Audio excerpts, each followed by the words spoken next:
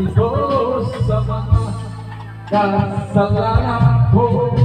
Ang amoy tingin mo, pagsusumamo ko sa'yo, nasisihan ko lahat ang kamalian ko.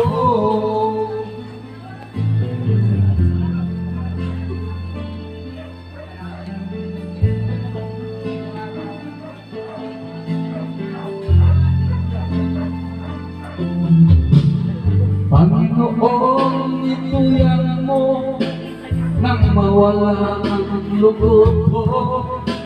Isa pa pagkakataon, dinadalangin ko sa'yo. Panginoon, buksan mo ang puso ko. Alam kong nakita mo katotohanan sa buhay ko. Akamay kalungin mo at yakapin mo ako. Ako ko'y tumuto sa mga kasalanan ko. Aking Ama,